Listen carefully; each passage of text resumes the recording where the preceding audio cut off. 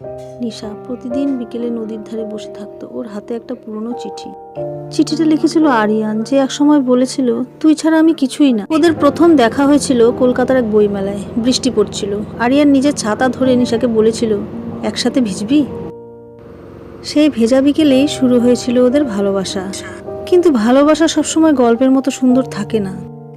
আরিয়ানের স্বপ্ন ছিল বিদেশে গিয়ে বড় কিছু করা।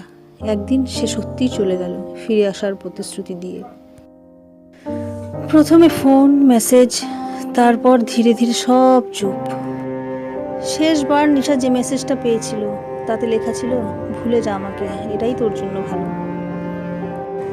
আজও নিশা চিঠিটা বুকে চেপে ভাবে, ভালোবাসা কি সত্যিই কাউকে ভালো রাখার জন্য ছেড়ে যাওয়া? হয়তো আরিয়ান সফল হয়েছে, কিন্তু নিশার কাছে সে রয়ে গেছে বৃষ্টি ভেজা বিকেলের অসমাপ্ত গল্প হয়ে। হ্যালো বন্ধুরা, এই গল্পগুলো যদি তোমাদের ভালো লেগে থাকে তাহলে প্লিজ লাইক, শেয়ার, কমেন্ট করো এবং আরও এরকম গল্প পেতে আমার চ্যানেলটিকে সাবস্ক্রাইব করে আমার সাথে থাকো।